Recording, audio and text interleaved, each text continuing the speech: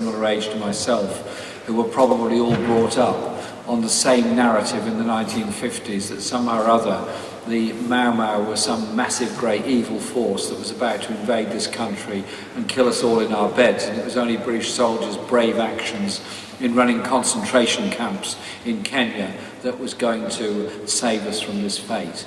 And the more one looks into the history of this, and the brave work done by a small number of Labour MPs in Parliament at that time, particularly Tony Benn, and Tony Benn even then in the 1950s, and one or two others, particularly Fenner Brockway, in exposing this, eventually helped to bring this situation about. And so, without wanting to repeat what was done in the last session, I do urge you all to take part in all the debates and discussions next year and later the remains of this year on the commemoration of the centenary of the start of the First World War, and look at the effects of that war both on the African people that died fighting in the Allied forces, and the way in which colonial masters were changed at the end of the First World War. For example, what is now Tanzania stopped being German East Africa and became British East Africa, ultimately to become independent. There's a whole lesson there to be learnt. There's also another lesson to be learnt, and that is going back a little bit further. And again, we raised the question of the quality of history teaching in our schools. During all my time in school, and I was actually passionately interested in history in school, even did it for A-level, had never heard of the 1884 Congress of Berlin. I learnt about that later on. I managed to get the House of Commons Library to find me the proceedings of the 1884 Congress of Berlin, and they're extremely interesting. This was where the European powers, with the US in observer status, sat round a table in Berlin and essentially carved up Africa between themselves. This was during what was called the Scramble for Africa in the latter part of the 19th century, and King Leopold got control of what is now the Democratic Republic of Congo, and he didn't even give it to Belgium. He said it's his personal territory. And it was the Belgian state, then in an act of enormous generosity in 1908, nationalised the Congo for itself. And the same slavery and everything else continued. So the history of Africa, of slavery, of exploitation, of partition, of division, of colonial wars, is something that needs to be better explained and more fully understood. And the massive contribution made to the wealth of the Western European companies particularly, but to some extent the United States, from African exploitation going back 300, 400, 500 years is on a par with the wealth made in the City of London from the sugar plantations of the Caribbean. And so when we talk about the movement for reparations, I think it's a serious issue and a serious movement. The wealth that was sucked out of Africa has never been put back. But it would be nice to think that the current situation in Africa and the African relations with the rest of the world were on a wholly different par. Sadly, they are not. Sadly, the minerals that have been exploited from Africa and still exploited from Africa, mainly by European and American companies, but increasingly by Chinese companies as well, are also dramatically underpriced where the African people are concerned, and dramatically overpriced when the products finally hit the markets for Western consumers. Where do the profits go? Sucked away into tax havens all around the world. Why is the world's biggest mining company based in Switzerland, a country where there's almost no mining whatsoever, any more than Belgium is one of the main manufacturers of chocolate, and a country that grows no cocoa last time I looked? And there are many, many other examples one can draw all over the world. So we have to have that understanding of that economic relationship. Now, moving on very quickly, because I'm conscious of the time, more recently we've had two factors coming in. One has been the idea, heavily promoted by Tony Blair and some of his colleagues, was that Africa was, his quotes, in quotes what he said, a basket case, and he had to sort it out, and he set up a commission for Africa. It's very nice of Tony Blair to do that, because he's a very busy man, and he's so busy in all the rest of the world, he found time to set up a commission for Africa. And his solution is what? a market-based solution where the IMF conditions of aid and advice to each national government are: 1, privatise everything that's publicly owned; 2, sell off your land to big business multinational corporations, Monsanto, etc., to buy up the often very, very fertile land and invest in it; thirdly, export food from Africa to Western Europe, United States, and to some extent, and perhaps increasingly so, to China and Japan. Never mind that African children thrown off their land are starving as a result of this process. Never mind that we can buy early season vegetables air freighted in while people starve alongside it. African economic strategy is, with exceptions, but generally speaking, one of exploitation of mineral resources, sale of land and farming resources to feed the rest of the world, and the infrastructure is very much designed towards removal of primary products and raw materials away from Africa to the coast in order to be exploited elsewhere. That exploitation leads one into wars. Why were the French so interested in Mali? Why are they so interested in Central African Republic? Why have they kept so many dictators in power, other than to make life bearable and easy for the mineral companies to run their affairs in those countries? Why is there a civil war going on in the Congo? Why are certain militia groups funded by mineral companies? I think you all know the answers as well as I do. We need a debate, we need a discussion, we need a greater understanding of this before we're conned into yet another bombardment of Libya, yet another bombardment of Mali, yet another military activity somewhere in that continent. And I'm really pleased, and I'll conclude with this thought, that Explo is joining us today on the platform. It's very good that he's here because he's had lots of personal problems, and I'm really pleased he's come. Explo and I go back a very long way to the founding of the Campaign for Non-Alignment in 1986, and he's a great friend of mine, and I'm a great admirer of his works and what he does. Thank you very much.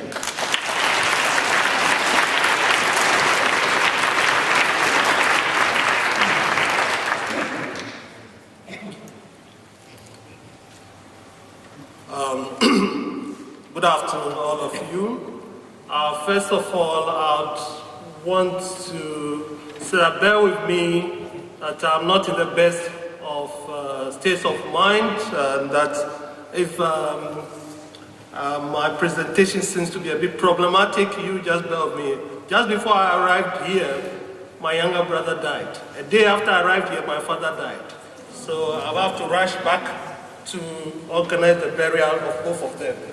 So if I'm a bit disorganized, you just understand that it's the state in which I find myself.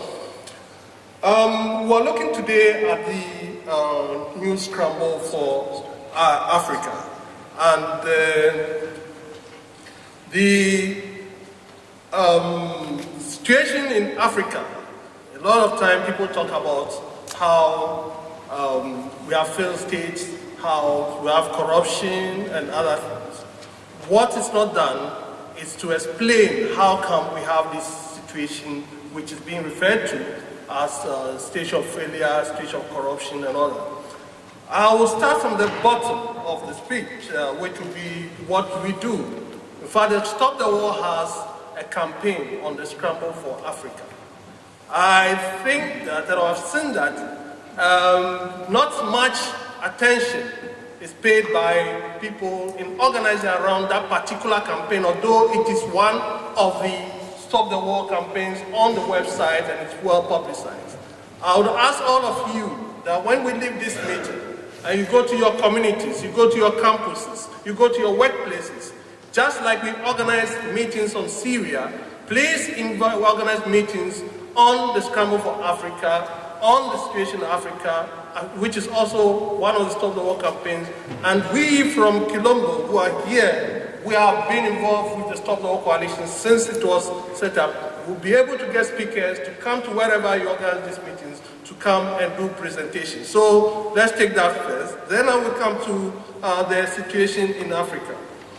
In fact, if you look at most of the places in Africa which have the flashpoints of war, the countries that they refer to, you see that the history of those countries have been such that they have been organized in a way to fail. Jeremy started talking about the Congo, and he talked about the past. And it didn't stop just with the Belgians and the atrocities which were carried, the way in which people's hands were cut if they didn't bring enough rubber and all that. But even when Congo became independent, Congo had one of the most committed Africans, product of the first All Africa People's Conference, Patrice Lumumba. And when he took over, he was not allowed to rule that country for even a year. What happens is that when they have committed people, they are prevented from ruling, so you don't have evidence that Africans can have a good record. Then they are replaced by their own products, of the Mobutus, who mismanage on their behalf and they control, and then they are used as examples of why Africa has a problem. You look at Somalia, a country with one dominant religion, one dominant language, but when the African countries were being divided, this country has a potential of being united. That one was divided between the French, the Italians, and the British. So that even when there is the potential of unity, there's disintegration according to the way it is dismembered. And with the other ones, what they did was that the boundaries were arbitrarily drawn so that you have the connecting sub-nationalities of the African nation spread over the boundaries. So you have the centrifugal forces greater than the centripetal forces in the country, so you have a chaos. And this is what, let me put it, Central African Republic, which is recently in the news. In fact, Central African Republic started as Ubangi Shari, with the French distributing it to commercial concessionaries. So it was like business units, pockets of business units. If you create a country as a pocket of business units, then you can see what will be the result sometime in history. So these are examples of the way in which the various countries were created. What we have today in the new phase is the introduction of the AFRICOM and the various military pacts. So militarizing the politics. In the 80s, we fought against military regimes to reduce militarization of our politics, but there has been international militarization of our politics with the setting up of the AFRICOM. In fact, this whole thing has been a struggle over resources.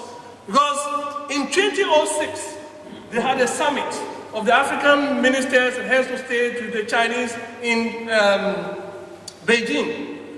2006, the preparatory ground for AFRICOM also started. So you see that even the timing shows that there's a present competition between China and the US, and the US together with the West over the control of our resources.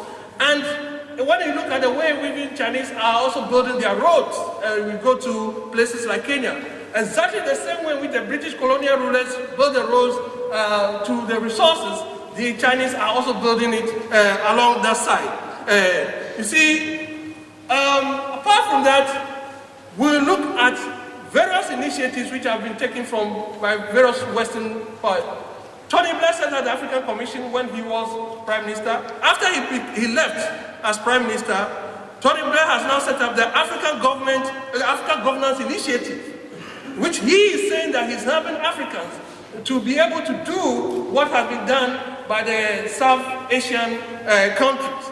And then we consider someone like Tony Blair a war criminal who sets up the African Governance Initiative for Africa after he has left the office with his war crimes.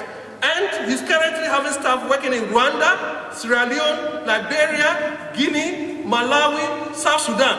And you can see that even the places he's working are the places that are all flashpoints of conflict. And so he has set up this institution to intensify the conflict and not to resolve the problem.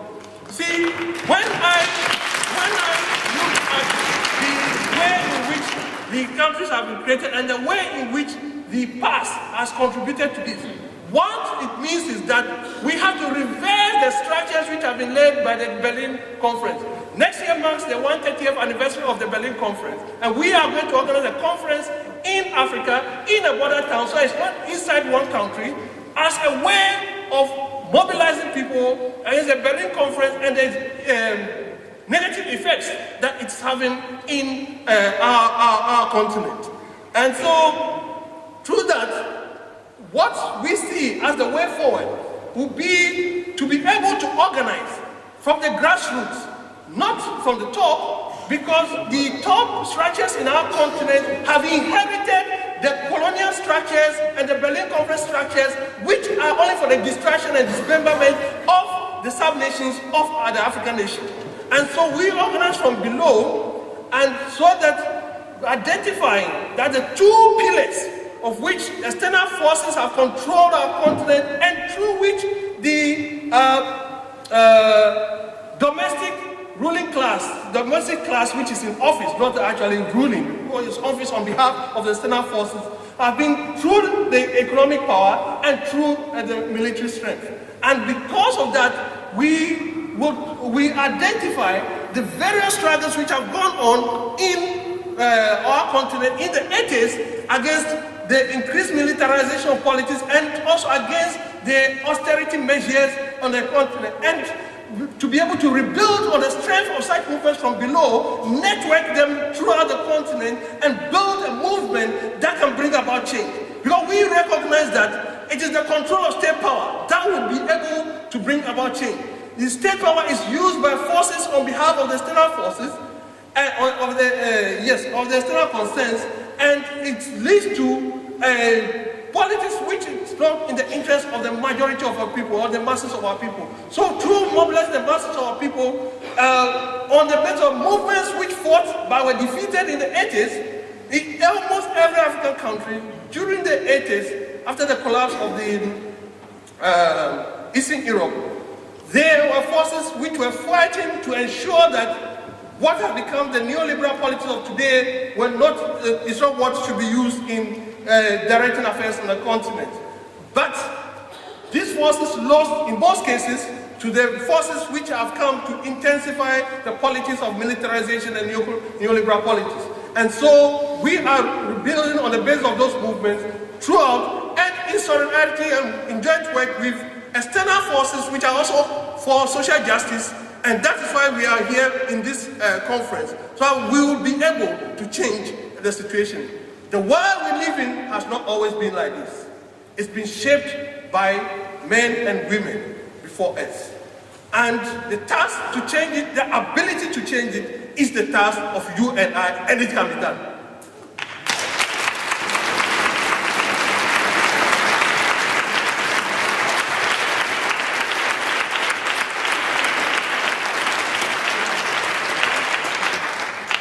Time is brief. We've got about 25 minutes before we have to wrap up for the next session. So what I'll ask for is, what I'll do is take 2 or 3 points or questions. Please be concise, and then I'll invite the speakers to respond. So if you can put your hands up, and I'd also ask if you can just introduce yourselves as well at the beginning. Do we have wandering mics in the room at all? Do we have anyone with a mic? Okay. Gentleman over here first. Yeah, in the grey.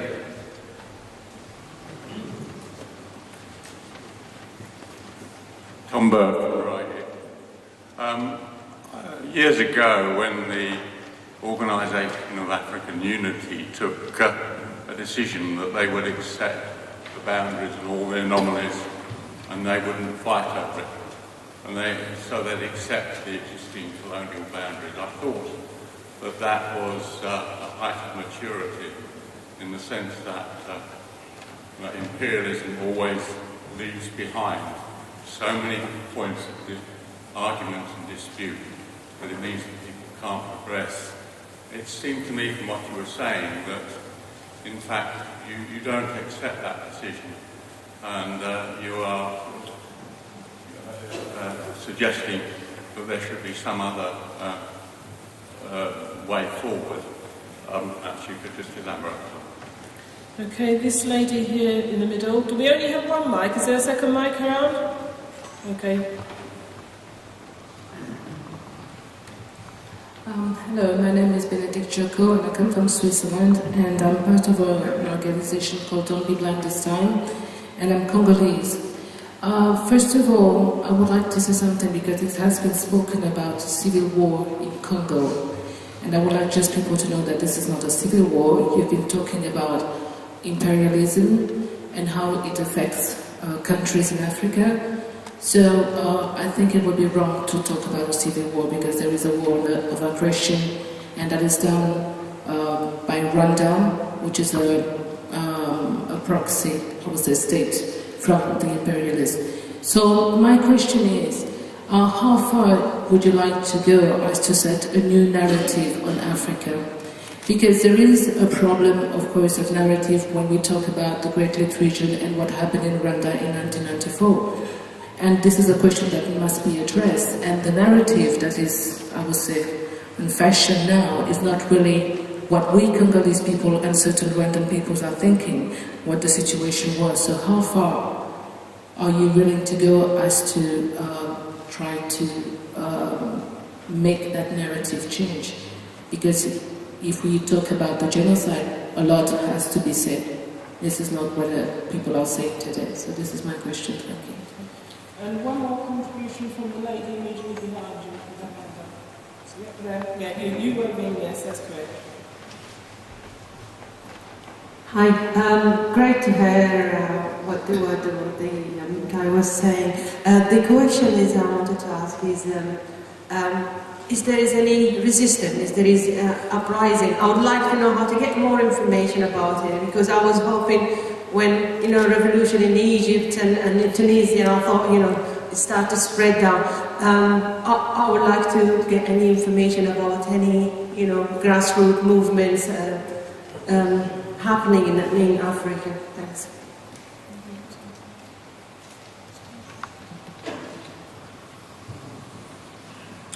Yes, OAU. In fact, the OAU was a compromise structure. Before the OAU, there were two blocks in conflict, the Casablanca bloc and the Monrovia bloc. And at the OAU meeting in Addis Ababa, Nkrumah and some others actually did not agree that they should just adopt the boundaries the way which the OAU adopted it.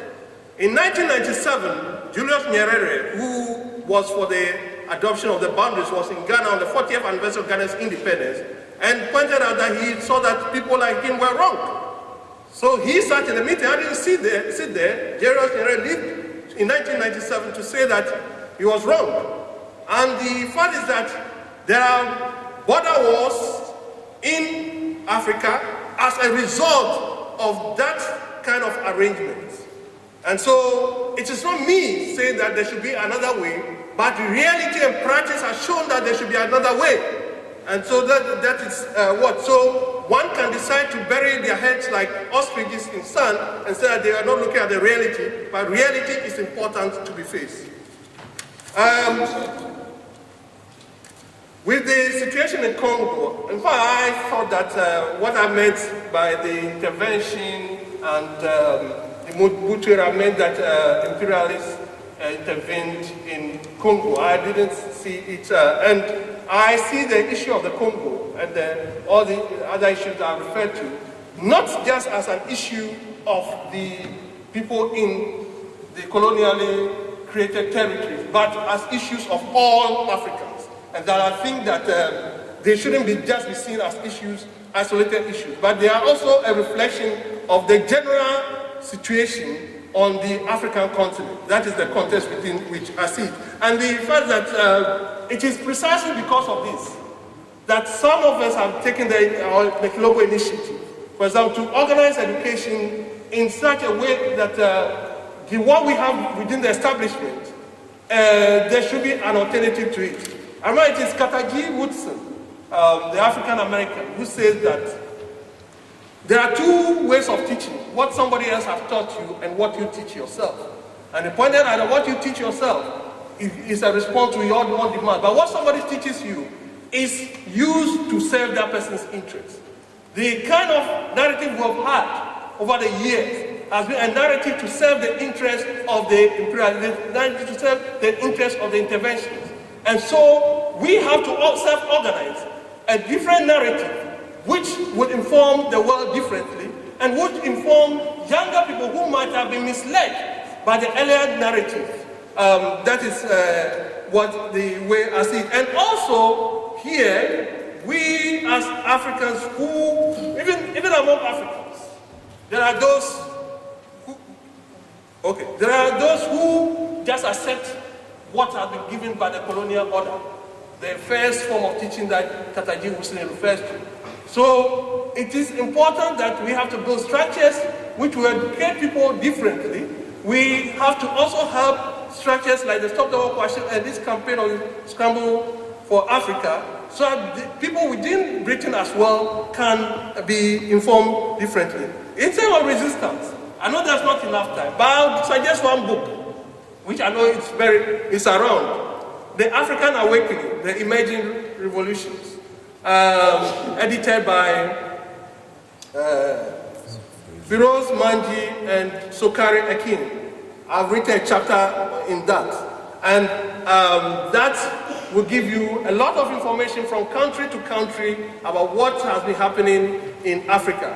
I always tell people everywhere I go that there is nowhere where there's oppression and there is no resistance. And so I found it frequent that in many places they say there's no news about resistance in Africa. And the Africans are just as human as all people are in everywhere. So oppression means resistance. And the book, which will be very easy to get anywhere, can help give a lot of details on what is happening in Africa from country to country. Thank you. Very briefly, because Explo's dealt with most of the points. On the question on the OAU, Organisation of African Unity, and its acceptance of colonial boundaries, it's true they did, and that was, in a sense, quite a big retreat away from the principles of Pan-Africanism being promoted by particularly Kwame Nkrumah, but many others at the Chorlton-Cumhardie Conference in Britain in 1945 and subsequent conferences. But it's not really true that the OAU, or now African Union, have subscribed to that view when you think that there has been a number of independence movements within African countries such as South Sudan, Eritrea. You could almost argue Namibia was at one time Southwest Africa was administered fairly closely with South Africa, and then two countries were formed on the end of apartheid. And the current issue of the Western Sahara, which was a Spanish colony and was then, after a war, was occupied by Morocco, and the Western Sahara people, the Sahrawi people, are for the most part living in refugee camps in Algeria, as they have been since 1975. So there are enormous issues there which are unresolved by that, and they're probably going to get worse and could be a flashpoint for other things. The other point on Congo, thanks, fair point, I accept your point, absolutely on that. The oppression in the Congo is appalling, and the way in which the Western countries have armed and financed Rwanda in particular, and there is clearly a long-term agenda by a number of people to entice Eastern Congo towards East Africa by both economic and economic development through infrastructure projects, as well as mineral exploitation. And the losers in this are the women who suffer grievously in Eastern Congo, where rape is a weapon of war against the people there, and the militias, which are in reality funded by mineral companies somewhere along the line. I mean, it's a horrible, horrible situation that's going on there. And so we have to have some understanding of that. And the weird thing is, the world's media obviously report what's happening in the Middle East, fine, so they should. They report what's Afghanistan and Iraq, absolutely, I'm not complaining. But the death rate and the loss of life in the DRC is far greater than all of the other conflicts in the world put together. You're talking of the millions of people that have died either directly in the conflict or as a result of disruption and disease spread by that conflict. And it's largely unreported by the world's media. So we have to have that understanding and that solidarity. And also remember the colonial legacy. In every case, in every country where there's colonial masters, they have always practiced a promotion and demotion of particular linguistic groups, ethnic groups, national groups, in order to be able to better to control the place. And that legacy lives on in many, many other parts of Africa and is still being exploited by the West and by the Western economic interests. Okay. We've got about 10 minutes before we need to wind up, so I'll take another couple of contributions from the floor.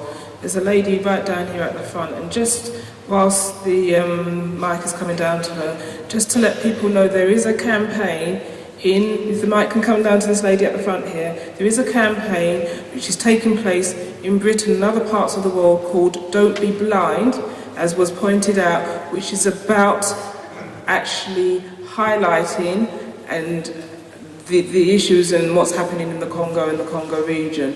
If anybody is interested in that, if you speak to myself, there's a brother and a sister here on my right in the audience. If you come to us afterwards, we can tell you about that. But that is a campaign which anybody in this room can get involved in. Okay? This lady here. Hello, I'd like you to expand further on how you view the role of the Chinese in Africa, and in particular, whether you feel their motives and methods differ in any way from any of the other powers that are now involved in this scramble for Africa. Okay, is there anybody else who'd like to ask a question? We do need to wrap up, as I said, but is there any final question? Maybe one more? No? Okay, if we take it from this gentleman in the red in the middle, and that will be the last question, and then I'll ask both speakers to respond to those questions and then give their final comments so that we can finish on time for the next session. Thank you. I spent my early life in South Africa, and I saw divide and rule beautifully executed by the white minority that ran Africa. And that is seen again and again. Some of you may have heard of the Jameson raid that was rigged, very similar to our weapons of mass destruction, on the discovery of gold. Once gold was discovered on the Rand, Britain had to lay claim to that, largely through the much venerated Cecil Rhodes had a university named after him, and quite frankly he could have shown Al Capone a thing or two. Okay? The whole business of when the Western powers move into any country, if there isn't oil, diamonds or gold, it's not interested. So the pretext of going to establish democracy or seeing fair play and all that is a load of baloney. It's down to cui bono. Who benefits out of this? If they can benefit out of it, they'll send the troops in. And that's all I believe in terms of Africa. It's tragic to see the exploitation that has taken place right back to the days of slavery. And it's just a new form of slavery that's taken over.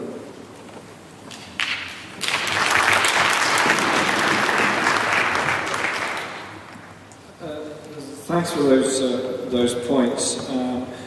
Chinese companies are very involved in mineral exploitation in Africa.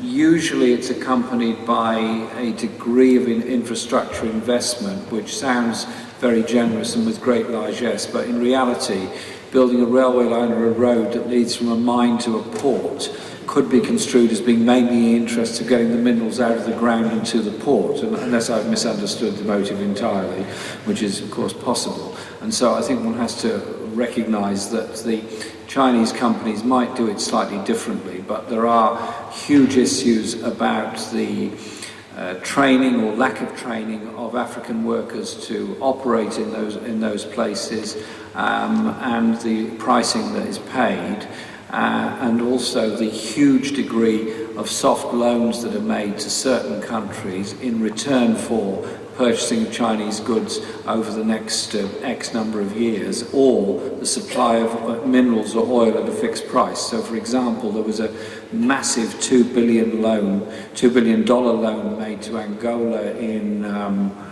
about 6 years ago, I think it was, maybe I might not be right on the exact date, the price paid by China for the oil from Angola remains unrevealed, and the amount of goods that have to be bought from China in return remains unrevealed. And so you have a relationship there that is extremely unclear to an awful lot of people, and that is repeated elsewhere across the continent. And I think that the political relationship is slightly different in the sense that China doesn't as overtly interfere in local politics as the way in which Americans or British traditionally have, but certainly the economic pull is enormous, so that when the Chinese Prime Minister invited African leaders to come to a conference in Beijing on future trade with Africa, I think I'm right in saying every single country attended, bar none.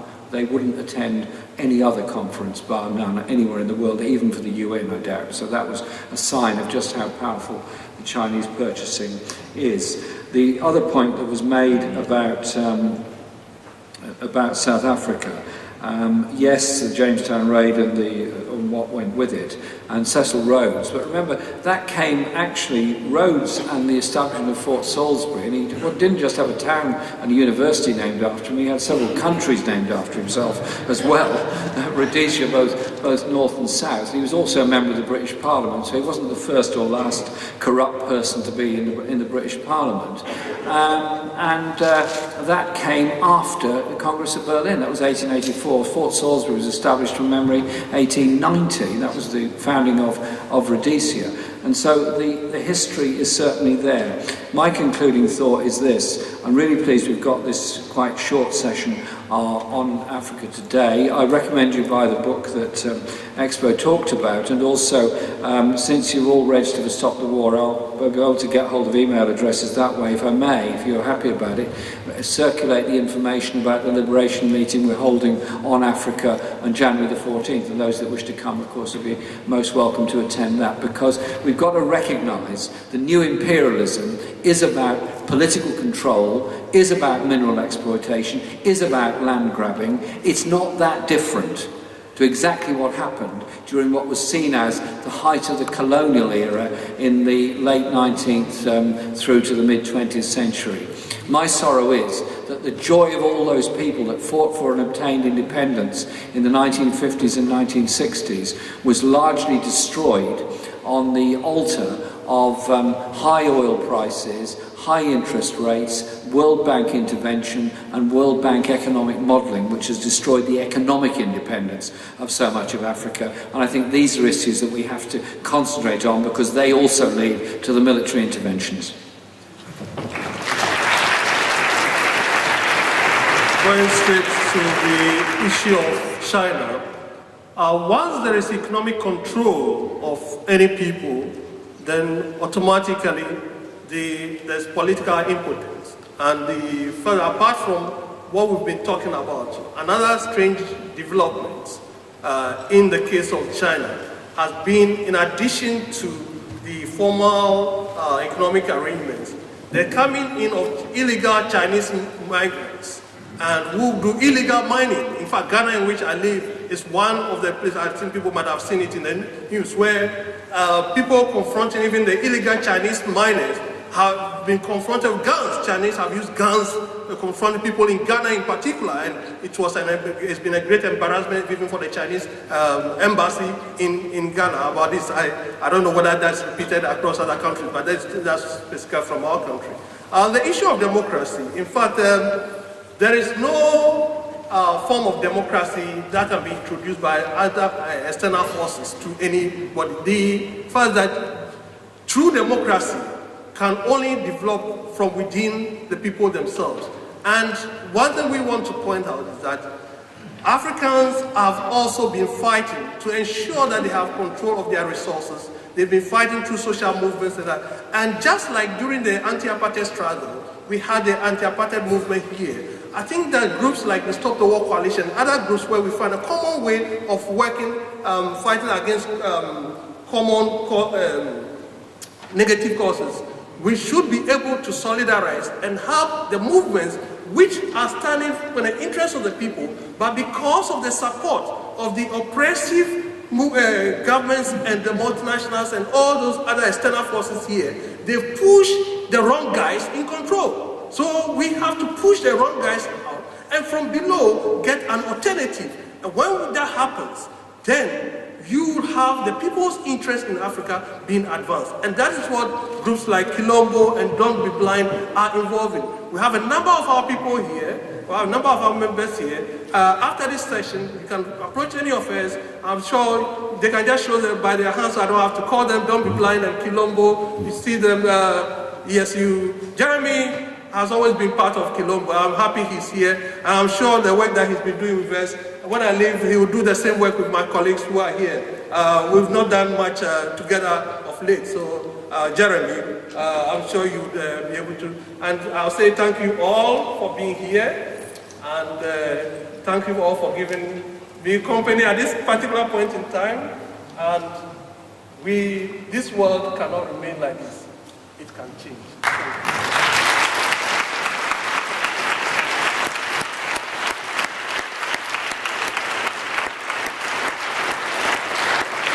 Just to wrap up, a few final words from me.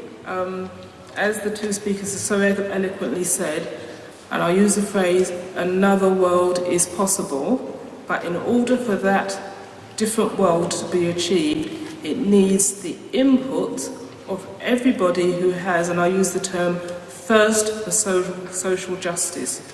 Because that's what it's about. It's about changing the world so every man, woman and child, the ordinary people who walk the streets of Britain, Africa, as an African I'm particularly concerned for Africa, enjoy the fruits of their labour, enjoy the fruits of the land. We've been told by Blair, Bush, Cameron, Obama, notice Conservatives and Labour, Republicans and Democrats, we're told this so much, this is the democracy, that there is a war on terror.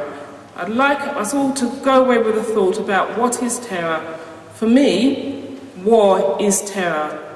For those children in the Congo, the women in Liberia, Sierra Leone, people across the world who are terrorized and have been terrorized day in, day out by remote control drones, like people are sitting down playing PlayStations, by the West using puppets in Africa and different parts of the world to wage their wars. They know that war is terror. And again, if all of us in this room have that thirst for social justice, we won't just come to this conference here today and go away. What we will do is go away and think about the next step we can each take to make that other world possible. And thank you for listening.